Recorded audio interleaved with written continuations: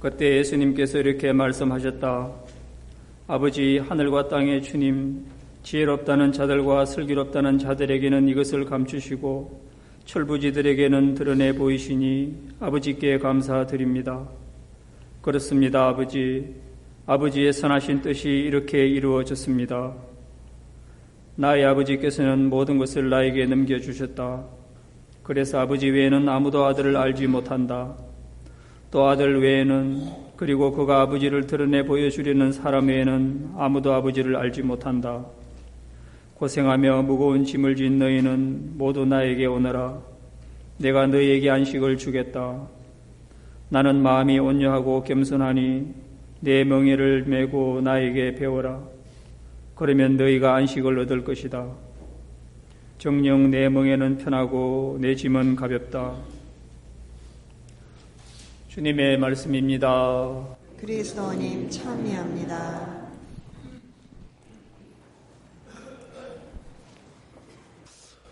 오늘 연중제의 14주일입니다. 마태복음 11장 25절에서 30절까지의 말씀인데 26절에 보면 예수님이 이런 말씀을 하셨죠.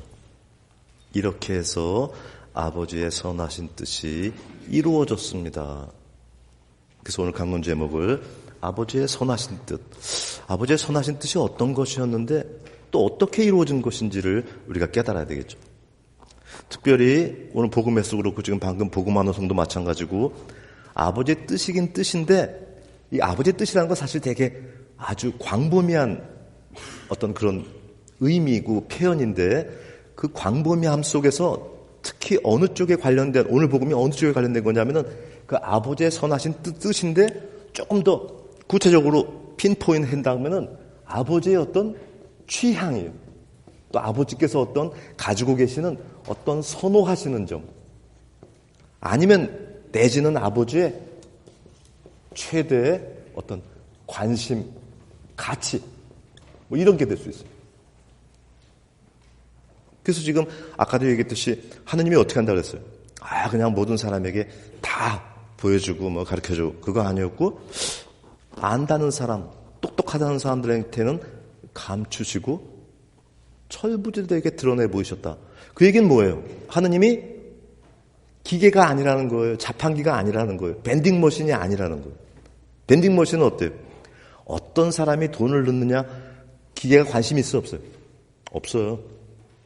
못된 사람이 가서 오브를 넣든 착한 마음의 사람이 가서 오브를 넣든 상관없이 받아주고 또 받으면 어때? 음료수든 뭐 초콜릿이든 내주죠. 하느님은 그거 아니라는 거예요. 무조건적으로 그냥 똑같이 어떤 기계적이고 회계적인 그런 반응을 하는 게 아니라는 거죠. 그러다 보니까 하느님은 바로 우리 인간처럼 인격을 가진, 그래서 우리가 신앙에서 하느님과의 신앙의 관계를 인격적이다라는 그 표현을 상당히 많이 사용해요. 기계적인 그런 관계가 아니고. 우리 인간끼리도 어때요? 모든 사람이 다 마음에 들지 않죠. 또 어떤 중요한 얘기든 중요한 소중한 것이든 모든 사람과 다 나누지 않죠. 이 사람이 어떤 사람이냐에 따라서 그거를 받아주기도 하고 또 내 걸 주기도 하고 그러죠. 다르죠. 하느님 마찬가지라. 그래서 우리 창세기 성경의 제일 첫 번째 권 창세기에서 1장에서 11장까지를 원역사라 그래요. 어떤 구원 역사의 어떤 뿌리가 된다. 원리고 어떤 원천이다 해가지고 원역사라 그러는데 거기 원주 얘기 바로 다음 얘기가 뭐였죠? 카인과 아벨의 얘기. 둘 다 하느님께 예물을 바쳤어요. 하느님이 어떻게 다 받아줬어요? 아니었어요. 아벨의 제물은 받아줬지만 카인은 안 받아줬죠. 그랬더니 카인이 앙심이 들어가지고 어떻게 했어요? 하느님에게 사랑을 받은 아벨을 죽였죠. 돌로 쳐 죽였죠. 그러다 보니까 하느님 막연한 어떤 존재, 무슨 또 기계적인 어떤 아니고 우리와 상당히 유사해요. 어떤 취향이 있고 선호하는 바가 있고 또 그분의 어떤 그런 최대 관심 가치가 있고 어떤 그런 것이 있어요. 이 다음에 하느님의 심판도 마찬가지예요. 자판기 같은 신앙으로는 어떻게 생각하냐면 내가 업을 넣었으니까 내가 이만큼 뭐 기도를 했고 내가 이만큼 자선을 썼고 내가 이만큼 어쩌고저쩌고 했으니까 그건 자기 생각이에요. 하느님이 그것을 어떻게 받아주시느냐 마느냐 다시 말해서 하느님의 어떤 취향과 선호, 또 마음속을 꿰뚫어 보시는 그런 메타피직스의 하느님의 안목에 내가 어떤 사람으로 판단되어지는가가 더 중요한 것이죠. 바로 이런 맥락 속에서 오늘 복음이 우리에게 주는 것은 하느님 사랑이고 자비라서 그냥 모두에게 다 모든 거 다 그냥 뭐 드러내 보여주시고 가르쳐, 그거 아니고 바로 이런 철부지가 상징하는 이런 사람들에게는 드러내 보여주시지만 자기간에 안다고, 그렇다고 진짜로 알고 또 진짜로 똑똑하고 현명하냐 하면 그게 아니라 세상적이 됐든 아니면 또 자기 나름대로 그렇게 생각하는 거예요. 잘못 생각하면 하느님은 그러면 똑똑하고 지혜로운 사람 별로 안 좋아하나? 우리가 좀 철없이 뭔가 이렇게 잘 안 돌아가는 사람을, 좀 백치 같은 사람을 좋아하나? 우리 남자들이 가끔 그런 얘기하죠. 너무 똑똑한 여자는 좀 골치 아프고 피곤하고 조금 백치미가 더 낫다고. 하느님도 백치미를 좋아하나? 그런 얘기 아니에요. 그게 아니고 그건 상징이에요. 진짜 똑똑하고 현명한 사람을 하느님이 싫어한다는 얘기가 아니라 하느님 눈에는 별로 똑똑하지도 않은 거예요. 현명하지도 않은 거예요. 근데 세상적이 됐든 아니면 자기 판단에 그렇든 그런 사람들에게는 하느님은 오히려 감춘다는 거, 드러내 보여주지 않는다. 그리고 조금 세상적으로 남들이, 인간들이 판단할 때는 조금 어리석게 보이는지 모르지만 철부지들에게는 하느님이 오히려 드러내 보여주는 거예요. 또 그들을 받아주는 거예요. 그러다 보니까 오늘 복음에서 봐야 되는 거는 키포인트는 바로 이 하느님의, 하늘과 땅의 주님이신 아버지의 어떤 뜻은 뜻인데 취향, 선호, 또 그분의 최대 관심사가 뭘까? 사실은 이 다음에 우리가 하느님 앞에 가서 심판받을 때 이게 관건인 거예요. 하느님의 어떤 취향이 얼마나 막가진 사람이었는가? 좀 더 일반적인 언어로 표현하면 얼마나 하느님 마음에 드는 사람이었고 하느님의 마음에 드는 인생을 살았는가? 그게 관건이에요. 그래서 우리 성탄 때도 어땠어요? 천사들이 아기 예수의 탄생을 경축하면서 뭐라고 선포했죠? 하늘 높은 데서는 하느님께 영광인데 땅에서는 어떤 사람들에게 평화? 그분 마음에 드는 사람들에게 평화. 그러다 보니까 그분 마음에 든다는 거는 관건인 거예요. 그래서 우리 성경에 보면은 하느님의 사랑을 받았고 하느님께 선택받아가지고 하느님의 쓰임을 받은 하느님의 종들, 뭐 노아니, 모세니, 뭐 아브라함이니, 뭐 다윗이니, 다 성경은 그 사람들의 어떤 퀄리티를 어떻게 표현하냐면 하느님 마음에 들은 사람들이라고 표현해요. 그 사람이 뭘 했다, 뭘 거창하게 했다, 이런 얘기는 하나도 없어요, 성경. 심지어 그리스도에 대해서도, 예수님에 대해서도 뭐라고 표현했어요? 이는 내 마음에 드는, 내가 선택한 아들이니 너희는 그의 말을 들어라. 하느님 마음에 들면 이 다음에 심판에서 천국 가는 거예요. 내가 아무리 어쩌고 저쩌고 했어도 하느님 마음에 안 들면 그 사람은 구원을 못 받는 거예요. 마치 우리 남자들이 여자 어때요? 막 쫓아다니고 막 하는데 내가 이것도 해주고 저것도 해줬으니까 물론 그걸 통해서 구체적으로 관건이 되는 거는 내가 뭘 해줬다라는 그 사실이 아니라 그게 그 사람 마음에 얼마나 들었는가. 그래서 그 사람이 최종적으로 프로포즈 했을 때 오케이 하면은 그게 다 의미를 가지고 가치를 가지는 게 되지만 그 사람이 별로야. 뭐 자기가에는 뭐 백도 사주고 뭐 뭐도 사주고 하지만 아유 소용없고 돈이 없어서 못 사주는 저 B가 더 좋아. 끝난 거예요, 그러면은. 그러다 보니까 우리 신앙도 바로 뭐냐면은 내 위주. 내가 뭘 했냐. 내 판단. 그거 아니고 우리 신앙의 대상이신 하늘과 땅의 주님이신 아버지의 뜻, 그리고 또 아버지의 취향. 아버지가 어떤 걸 좋아하시고 어떤 걸 아주 싫어하시는가. 또 아버지는 어떤 거를 최대 중요한 어떤 관심, 가치로 여기는가. 우리 구원의 최고의 가치가 뭔가. 관건이 뭔가. 이런 것들을 의식하고 깨달고 배우려는 마음이 필요한 거예요. 그래서 시편 104편에 보면 어떤 대목이 있냐면 내 노래 그분 주님 마음에 들었으면 이게 바로 진짜 주님을 사랑하는 마음이죠. 우리 인간끼리도 마찬가지예요. 누군가를 진짜 어느 여자든 어느 남자든 진짜 사랑하면 어때요? 그 사람 마음에 들고 안 들고가 되게 중요하죠. 어떻게 하면 좀 저 사람 마음에 들까? 근데 사랑이 별로 없으면 어때요? 내가 이만큼 했으니까 지가 나 사랑 받아줘야지 뭐. 사랑하겠지 뭐. 근데 진짜 사랑하면 간절하죠. 애절하죠. 막 많은 걸 해줬으면서도 이게 별로 마음에 안 들면 어떡하지? 신앙도 마찬가지. 하느님은 이런 마음을 보는 거고 하느님뿐만 아니라 연애하는 그 대상도 똑같은 거예요. 그러다 보니까 아까 카인과 아벨처럼 내가 뭘 했다 그래가지고 자판기같이 하느님이 다 받아줄 거다. 나의 신앙이 하느님 마음에 드는 신앙일 거다. 되게 위험한 생각이에요. 그러면 신앙 배울 필요 없어. 그리고 또 그 사람 그렇게 자기 판단을 고집한다면 이미 자기는 하느님의 마음을 다 아는 거예요. 뜻을 다 아는 거예요. 우리가 신앙을 공부하고 깨달음을 얻으려고 하고 신앙을 하는 이유가 뭐냐면 그분을 깨닫고 그분의 취향이니 그분의 선호니 그분의 여러 가지 최고 프라이오리티니 뭐 여러 가지를 배우기 위해서 하는 거예요. 그리고 거기에 나를 맞추기 위해서. 그래서 우리 전국노래자랑 송혜 씨가 하시는 거기에 그 노래가 자주 나오죠.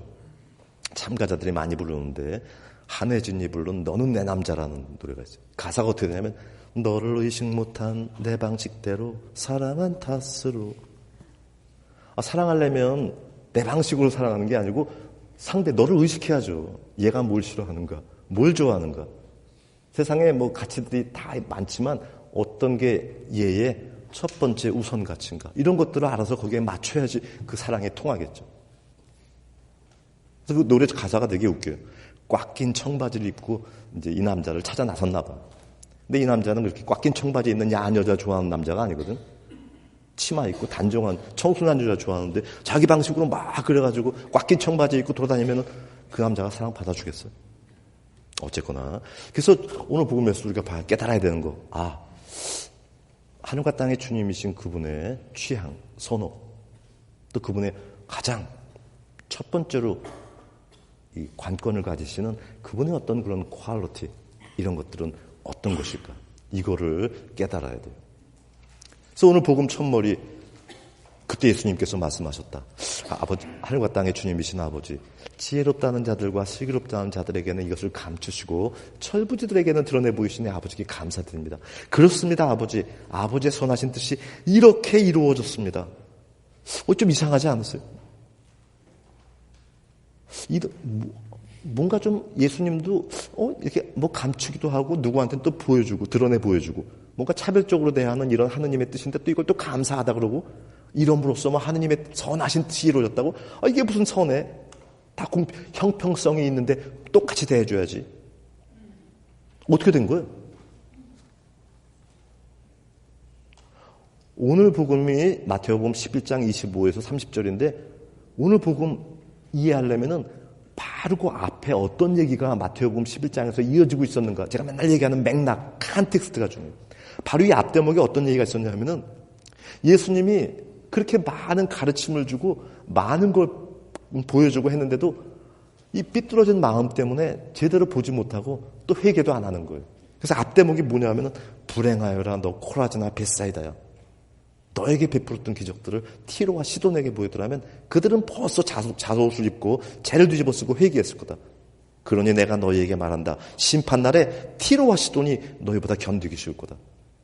너 카파르나움아 내가 하늘에 오르고 싶으냐? 저승까지 떨어질 것이다. 내가 너에게 했던 온갖 기적들을 소돔에서 보였다면 그들은 벌써 회개했을 거야. 내가 분명히 말하니 잘 들어라. 심판날에 소돔 땅이 너보다 오히려 가벼운 벌을 받을 것이다. 이런 얘기가 있고 나가지고 오늘 복음이 이게 이어진 거예요. 아버지 선하신 뜻. 그러니까 지금 예수님의 감정은 어떤 상태예요? 아주 삐뚤어지고 교만하고 불순하고 또 자기를 속이는 거짓됨 이런 거에 그냥 아주 회한을 느끼고 이제 막 정말 참 처참한 심정으로다가 그러면서도 아들로서 아버지의 뜻이 바로 이거기 때문에 그냥 무차별적으로 막 난사하는 은총, 구원의 은총이 아니라 바로 이런 하느님의 어떤 당신의 아들 그리스도를 통한 구원의 은총을 각자 어떤 식으로 받아들이고 흡수하고 소화하는지 자신의 태도에 관련된 결과를 이룬다라는 게 아버지의 뜻인 거예요. Y는 F, X는 은총. 그러다 보니까 예수님의 오늘 이 서두에 나와 있는 예수님의 이 기도, 감사 이거는 바로 이걸 얘기하는 거예요. 당신은 지금 얼마나 기분이 상해 있고 지금 막 힘들겠어요. 그러면서도 이런 식을 통해서 어떤 앞서 계신 아버지의 구원의 어떤 계획을 이루시는 아버지의 뜻, 선하신 뜻이 완성됨을 기뻐하면서 또 아버지께 감사를 드리는 거예요. 그러다 보니 결국은 하느님이 기계같이 우리에게 이렇게 자판기식으로 똑같이 획일적으로 대하는 것도 아니고 또 또 동시에 그렇다고 하느님이 무조건 자기 멋대로 그냥 누구는 베풀어주고 누구는 안 베풀어주고가 아니라 하느님 어때요? 속을 꿰뚫어보죠. 그러다 보니까 오늘 복음에 지금 은유적으로 묘사되어 있듯이 스스로 똑똑하다고 생각하고 스스로 안다고 생각하면서 들으려고 하지 않고 배우려고 하지 않고 또 막 얘기해도 회개하지 않는 이런 좋지 않은 마음, 여기에는 감추시는 거예요. 하느님이 차별적이거나 그런 게 아니라 이걸 다 보다 보니까 우리도 어때요? 인간들도 되게 속이 깨끗하고 정말 괜찮은 사람에게는 이런저런 많은 얘기도 해주고 또 많은 것도 주기도 하고 막 하는데 그렇지 못한 사람은 어때요? 경계해야죠. 탈무드에서도 이 친구나 이웃 세 부류로 나눠요. 되도록 멀리 해야 될 그런 이웃과 친구도 있고 또 너무 가까이 하지 말아야 될 이웃도 있고 또 가까이 해도 되는 그런 좋은 친구 이웃도 있고. 이 지혜롭죠. 우리 자녀들이 아무나랑 막 어울리기는 괜찮아요? 여러분 자녀들이 아무나랑 결혼해도 괜찮아요? 그렇지 않죠. 하느님은 속을 보는 거예요. 그리고 누가 구원받을 것인가? 그 사람이 뭘 한 사람이고가 아니라 하늘과 땅의 주님이신 이분 마음에 얼마나 드는가예요. 그리고 이분의 최고의 관심은 차라리 철부지일지언정, 철부지니까 어때요? 뭘 되게 거창한 걸 했거나 뭘 되게 많이 깨달은 무슨 대단한 무슨 그런 사람도 아니죠.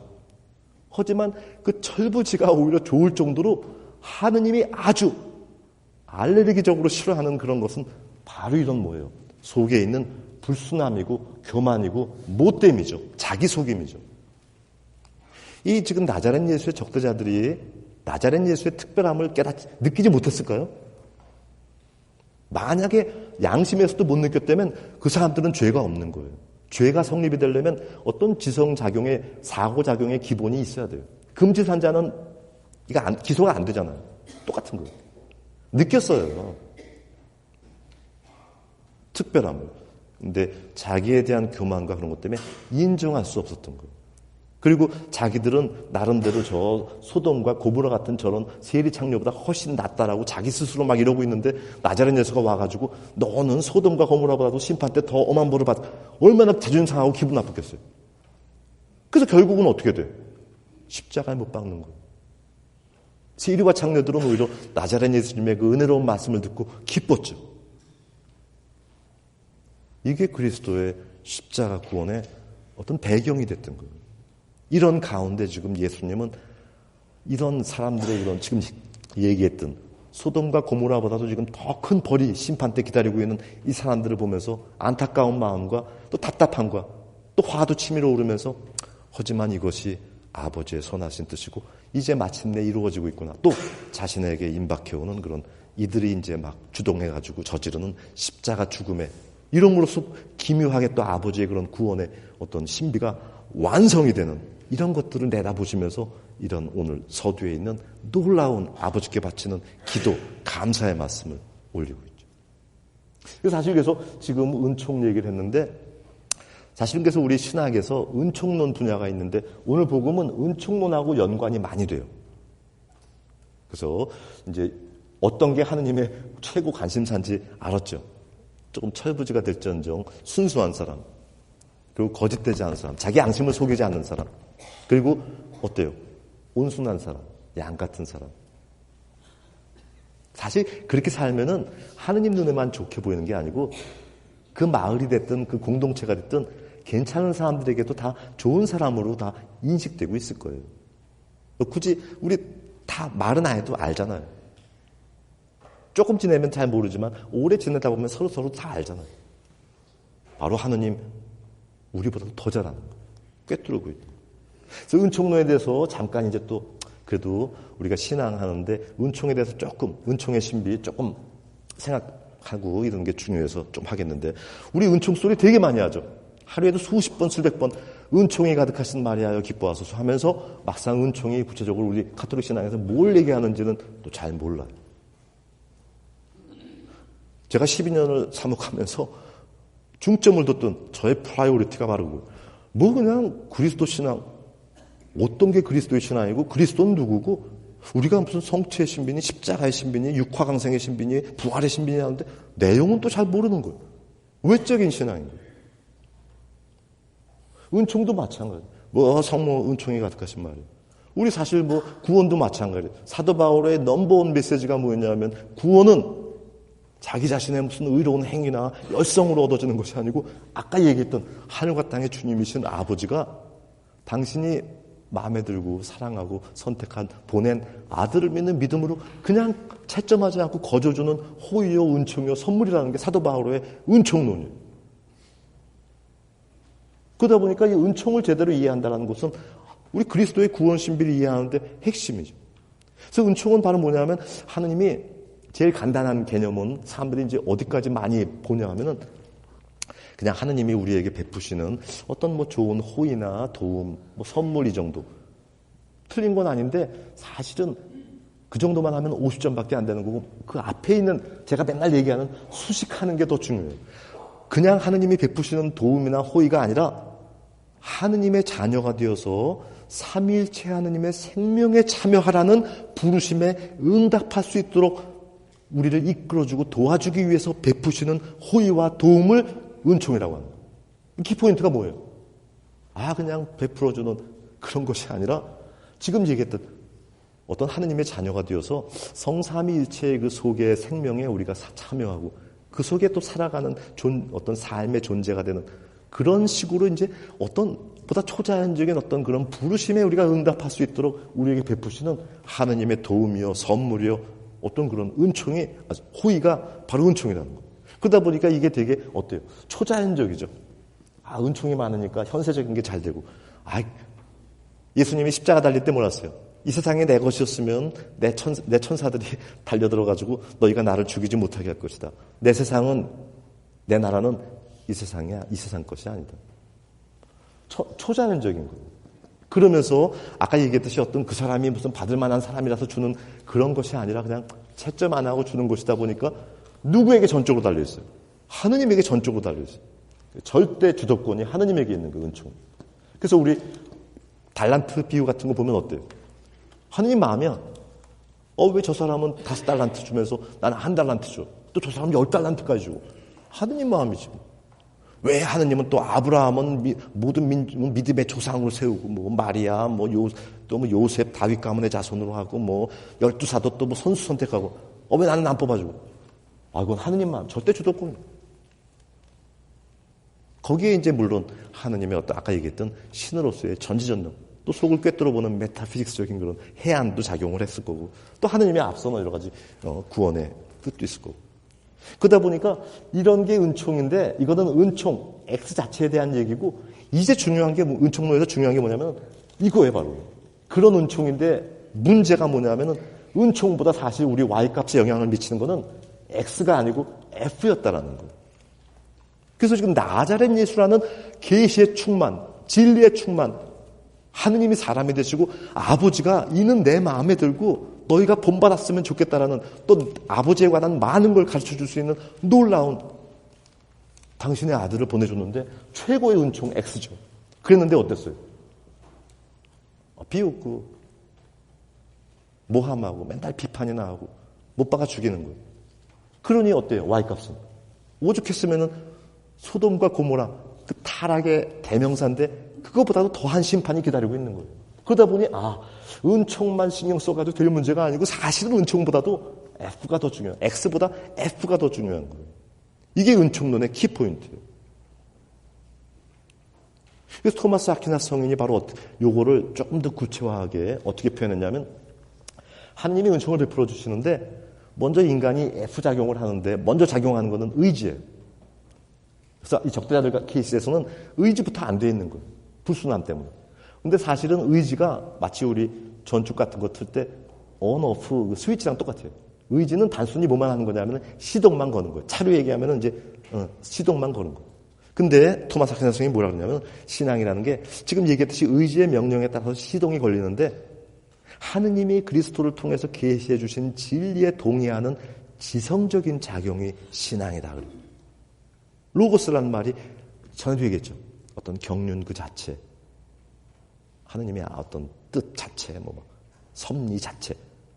그러다 보니까 비유로 얘기하면 이제부터 내가 충실히 신앙생활 해야지. 충실히 신앙생활 해야지라는 거는 의지작용인데 어떤 게 제대로 된 충실한 신앙생활인지를 알아야지 글로 갈 거 아니에요. 운전하듯이. 그러다 보니 사실은 신앙의 시독은 의지였지만 구체적으로 엑세큐트하는 거는 지성이었다는 거예요. 그런 차원에서 지금 똑똑하다 그러고 현명하다고 뭐 지혜롭다 그러는 자들에게는 감추셨다는데 그들은 이런 지성작용이 잘 돼 있는 작용, 진짜 지성이 아닌 거예요. 되게 피직스적이고 자기 나름대로 그렇게 생각하지만 모든 걸 꿰뚫어 보시는 하느님의 로고스의 눈에는 좋은 지성도 아닌 거예요.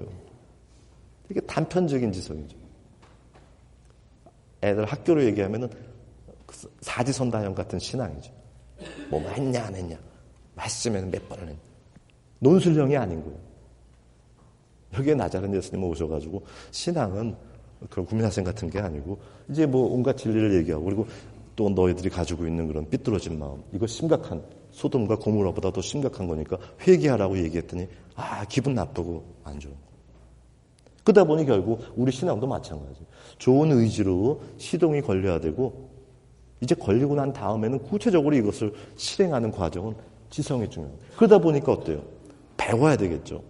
그래서 우리가 이 그리스도 신앙을 계시종교라고 하는 이유가 뭐냐면 내가 그냥 앉아가지고 내 마음속에 뭔가 게 다 있어가지고 내 스스로 다 알 수 있는 거면 계시가 필요 없지. 그건 마치 뭐 같은 거냐면 내가 앉아가지고 아까 너는 내 남자처럼 저 상대의 모르는 걸 내가 다 안다. 그러면 그 사람이 나한테 알려줄게 계시할 게 필요가 없어. 내가 다 아니까. 근데 그게 아니다 보니까 어때요? 상대가 알려주는 거를 잘 주목하고 캐치하고 배워야 되겠죠. 우리 그리스도 신앙은 계시종교예요. 그 예수 그리스도는 계시의 충만이고 로고스, 영원한 말씀. 그러다 보니 결국 이들이 생각하는 신앙은 뭐냐 하면은 계시의 충만, 진리의 충만 자체인 나자렛 예수는 배척하고 그분은 비웃으면서 자기 나름대로 생각하는 무슨 율법이니 뭐니도 생각하고 그러면서 또 그런 지성적으로도 그러면서 의지적으로는 어때요? 또 안 좋죠. 세리창녀만도 못하죠. 세리창녀는 자기들의 삶을 솔직히 인생을 돌아보면은 하느님 앞에 참 고개 못 들 삶이죠. 그러다 보니까 세리창녀는 잘 사는 사람이 아니라 잘 못 살았는데 그래도 잘 못 사는 거를 인정은 하고 죄송스럽게 느끼는 사람이에요. 근데 이 사람도 어때요? 사는 거는 전혀 신앙적으로 무슨 하느님 우선으로 살지도 않았고 일반적인 도덕적인 거나 뭐에도 진짜 그렇죠. 그래서 예수님이 뭐라 그래요? 위선자라 그러죠. 심지어 어떤 데모에 가면은 악마의 자식들, 독사의 자식들 그런 대목도 나오죠. 예수님 세리창녀한테 그런 얘기한 적 한 번도 없어요. 그러다 보니 하느님의 취향, 선호, 최대 관심사는 그런 게 아니어도 그 하느님이 제일 싫어하는 거는 그런 게 아니에요. 세리창녀 물론 하느님 좋아하지 않죠. 타락 안 좋아하죠. 하지만 하느님이 그보다 더 싫어하는 건 바로 이 원죄 같은 거예요. 교만, 야심, 거짓됨. 그런 게 바로 신앙에서도 계속 장애를 유발하는 거예요. 차라리 그냥 세리창녀였으면은 조금은 나을 수도 있는데 그러지 못하다 보니까 그래서 예수님 우리가 예수님을 통한 아버지의 그리스도를 통한 구원 계획 요한복음 초반에 아주 그냥 아주 간명하게 몇 문장으로 얘기했죠. 아드님을 믿는 이는 영원한 생명을 얻는 거야. 그러나 아드님께 순종하지 않는 자는 생명을 보지 못할 뿐만 아니라 하느님의 진노가 그 사람 위에 머무르게 된다. 뭐예요? 아버지의 관심사는. 우리 모두가 하느님이 보낸 그 아들 같은 사람이 되고 또 그 아들이 계시의 충만히 우리에게 드러내준 그거를 잘 교회가 가르쳐주는 그런 것대로 잘 배우고 거기에 따라가기를 원하는 거예요. 근데 그런 걸 안 하는 사람은 영원한 생명, 구원이 없는 것 뿐만이 아니라 오히려 사랑이신 하느님의 진노가 그 사람에 머물 수도 있다는 거예요.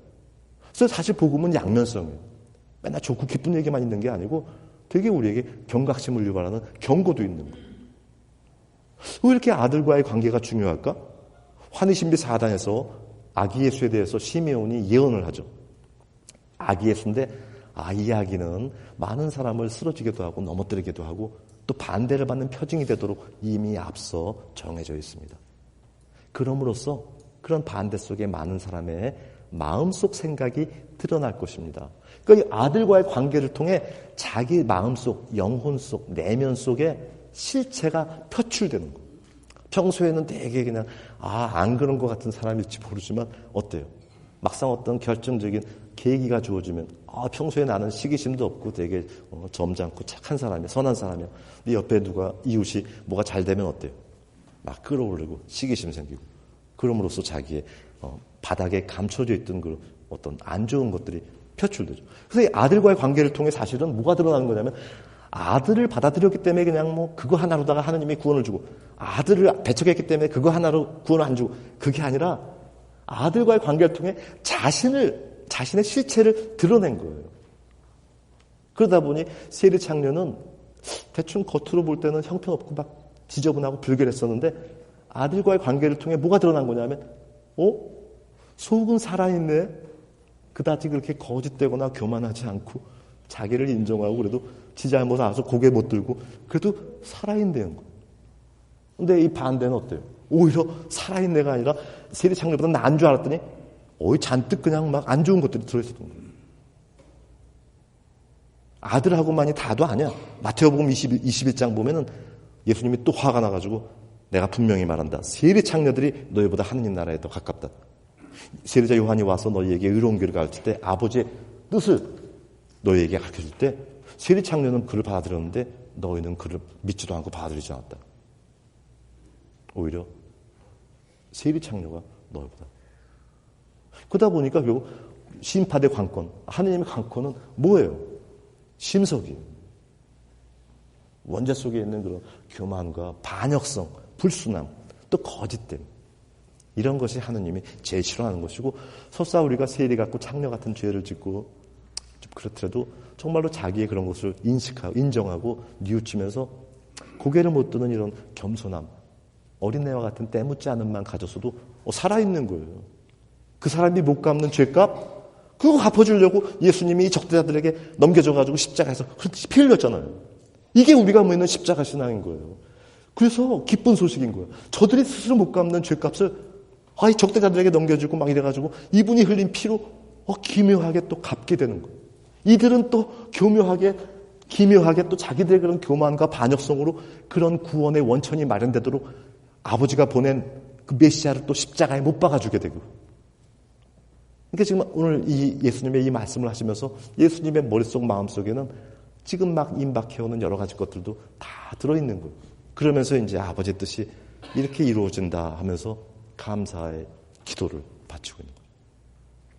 마지막으로 오늘 복음에서 또 하나 봐야 되는 게 마태복음 11장 28절인데 고생하며 무거운 짐을 진 너희는 모두 나에게 오너라. 내가 너희에게 안식을 주겠다. 우리 다니다 보면은 이거 막 액자 같은 데 써가지고 많이 가게나 집에 많죠. 되게 좋은 말이잖아. 고생하며 무거운 짐을 진 너희는 나에게 와라. 내가 너희에게 안식을 주겠다. 얼마나 고마워. 이제 고생 끝. 여러 가지 삶의 불행도 이제 끝이고 하느님의 은총으로 날 자살게 해주겠다는. 근데 11장 28절이 그건데 그 다음 절 29절 들어보세요. 나는 마음이 온유하고 겸손하니 내 멍에를 베고 나에게 배워라. 그러면 너희가 안식을 얻을 거야. 무슨 얘기하는 거예요? 예수님에게 오면 예수님이 다 현세 문제 해결해주고 너네 자살게 해주겠다는 얘기예요? 아니야. 마음속에 있는 그런 헛된 교만, 허황된 자기 삶도 제대로 바르게 신앙적으로 챙기지 못하면서 거창하고 이런 허영심 버리라는 거예요. 그리고 그건 난폭함. 양같이 온순하지 못하고 이리때 같고 막 이러고 교활하고 뱀 같고 이런 것만 버려도 영혼은 많이 안식을 찾는 거예요. 이런 영혼들이 나중에 완전한 완성된 안식을 누리는 곳이 바로 하늘나라는 거예요. 그래서 오늘 이독서 가톨릭 교회가 뭘 잡았냐면 로마서 8장 그리스도의 영을 모시고 있지 않으면 그는 그리스도에 속한 사람이 아닙니다. 그리스도의 영이 뭐냐고? 온유와 겸손, 순종, 또 하느님 절대 우선의 그런 효성이에요. 내가 아무리 외적으로 세례받은 가톨릭이 됐든 개신교가 됐든 신자인데 맨날 마음속에는 그냥 아까 얘기했던 이리 같고 뱀 같고 맨날 원죄스럽고 맨날 이래가지고 막 이러고 그 사람 속에는 하느님의 영이 없는 거예요. 오히려 조금 지금 약간 세속적이고 조금 어리석긴 하지만 그래도 세리창녀같이 그런 사람들이 오히려 더 겸손과 순종에 그 솔직에 뭔가 가능성에 그리스도의 영이 있는 사람들. 그래서 오늘 다른 건 다 기억 못하더라도 그거 하나만큼은 깨달아야 돼요. 하느님은 이게 관심이에요. 그리고 이걸로 우리 각자 하나님 심판대 앞에 가서 심판받을 거예요. 그래서 하나님 마음에 들면 천국 가는 거예요. 그렇지 않으면 안 좋을 수도 있고. 그래서 예전에 한국에 그런 광고 있었어요. 개구장이라도 좋다. 튼튼하게만 자라다오. 저는 그렇게 얘기하고 싶어요. 조금 속되고 조금 열심히 신신적이지 못해도 괜찮아요. 대신 못되고 악하고 교활하지만 말자. 그러면 우리는 가능성이 있는 거예요.